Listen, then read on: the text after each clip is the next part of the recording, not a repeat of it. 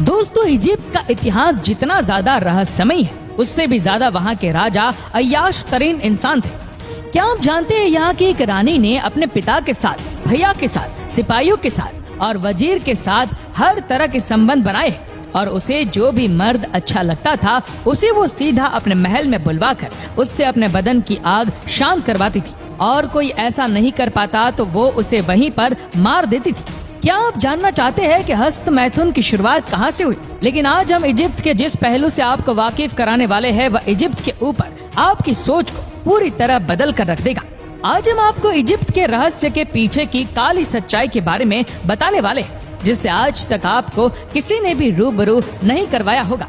दोस्तों, ये बहुत कम लोग जानते हैं कि इजिप्ट का इतिहास रहस्यमय होने के साथ साथ गंदा भी रहा है। प्राचीन मिस्र के रिश्तों में शुरुआत से ही कोई शर्म हया नहीं की जाती थी।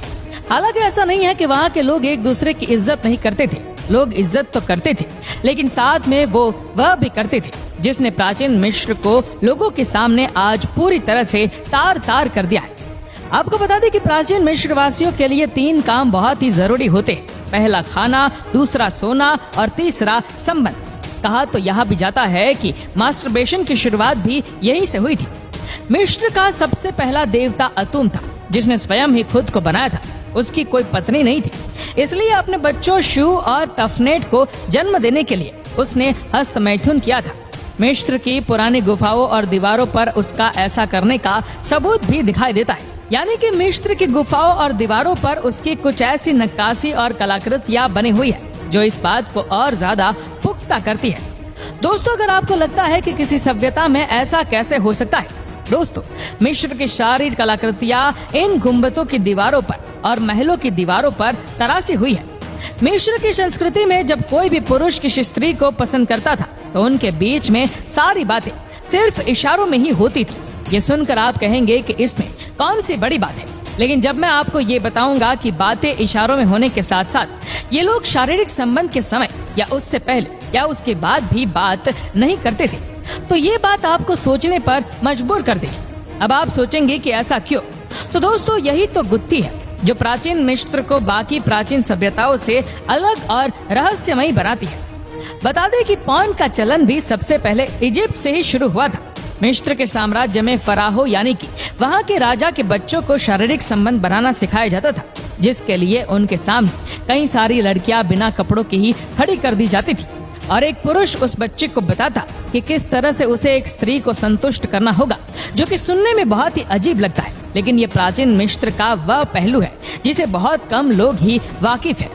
दोस्तों, मिस्र के इतिहास में खूबसूरत स्त्रियों को बल, संगीत और कला के जरिए अपनी तरफ आकर्षित किया जाता था।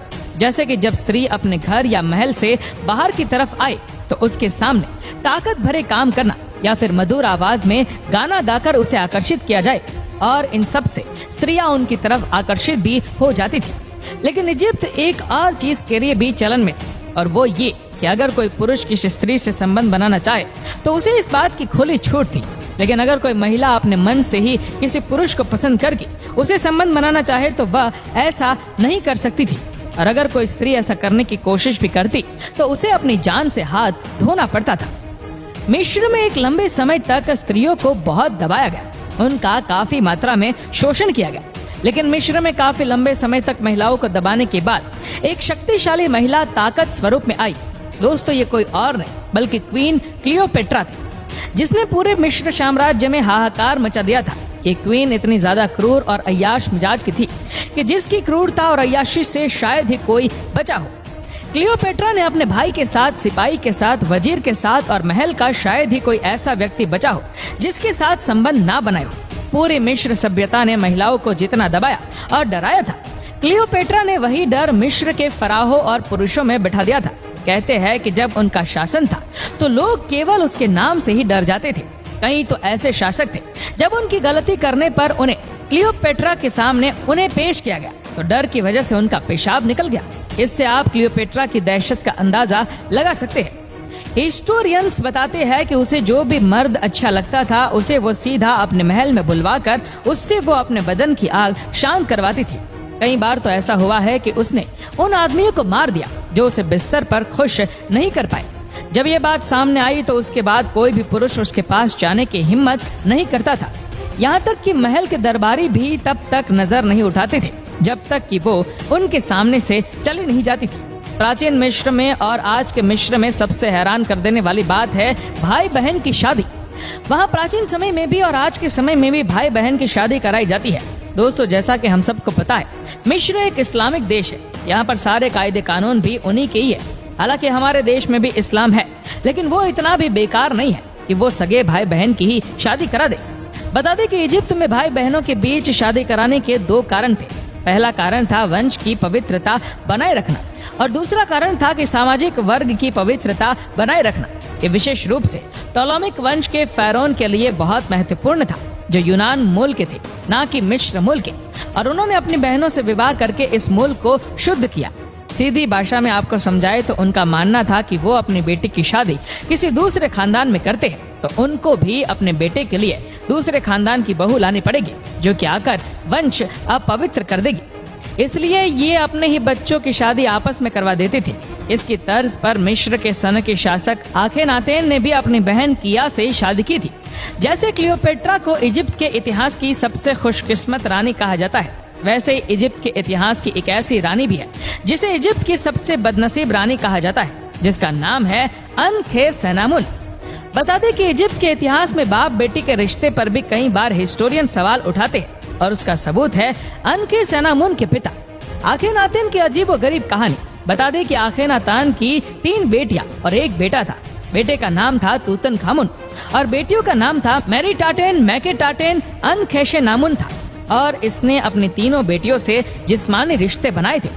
45 साल की उम्र में जब आखेनातेन की मौत हुई तो मौत से पहले अनखेसेनामुन की शादी अपने ही बेटे यानी कि अनखेसेनामुन के छोटे भाई तूतनखामुन से कराई गई। इस समय तूतनखामुन की उम्र सिर्फ 9 साल थी, जबकि उसकी बहन अनखेसेनामुन की उम्र 17 साल की थी।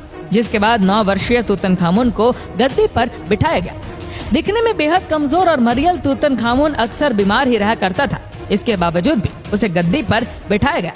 दोस्तों, तूतनखामुन की शादी उसकी बहन अनखेसेनामुन से हो तो गई थी, लेकिन वह अनखेसेनामुन के लायक नहीं था, ना ही उम्र लिहाज से ना ही शारीरिक लिहाज से।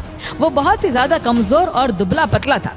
वह इतना ज्यादा कमजोर था कि उसकी 18 साल की उम्र में ही मौत हो गई थी। हालांकि तूतनखामुन की मौत आज भी एक रहस्य है।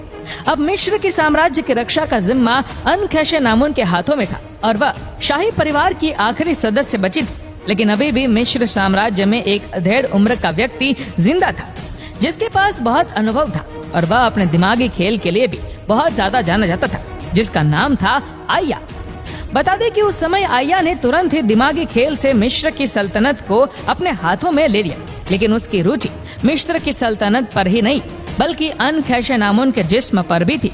वो रिश्ते में अनखेसेनामुन का दूर का नाना लगता था, लेकिन उसकी नीयत अनखेसेनामुन को लेकर पहले से ही खराब थी और अब अनखेसेनामुन से वो शादी करना चाहता था। लेकिन अपनी जिंदगी से परेशान रानी अनखेसेनामुन ये होने नहीं देना चाहती थी। लेकिन कहते हैं ना कि जब किस्मत खराब हो तब हमेशा बुरा ही होता है। कुछ समय बाद आया ने जबरन अनखेसेनामुन से शादी कर ली और आया रोज उसके साथ जबरदस्ती करता था। बेचारी अनखेसेनामुन भी क्या करती, उसे रोज मजबूरन आया की भूख का शिकार होना पड़ता था। अब अनखेसेनामुन के जिस्म को भी आया की हवस की आदत पड़ चुकी थी और वो मानसिक और शारीरिक रूप से पागल होने लगी थी। जिसके बाद एक रात उसने आया को हमेशा हमेशा के लिए मौत की नींद सुला दिया और उस हादसे के बाद से अनखेसेनामुन को किसी ने नहीं देखा। और इसके बाद अनखेसेनामुन कहाँ गई और उसकी मौत कैसे हुई, ये अपने आप में एक बड़ा रहस्य है। दोस्तों, ये वीडियो आपको कैसी लगी हमें कमेंट सेक्शन में जरूर बताना। अगर आपको ये वीडियो अच्छा लगा हो तो इस वीडियो को लाइक करेगा, शेयर करेगा ज्यादा से ज्यादा लोगों तक, और ऐसे ही और भी इंटरेस्टिंग वीडियोस को YouTube पर देखने के लिए नीचे कमेंट सेक्शन में लिंक दी गई है, जिसके ऊपर क्लिक करके हमारे चैनल को आप सब्सक्राइब करें और बेल आइकन दबाएं ताकि हमारे हर लेटेस्ट वीडियो की अपडेट आपको मिलती रहे सबसे पहले। धन्यवाद।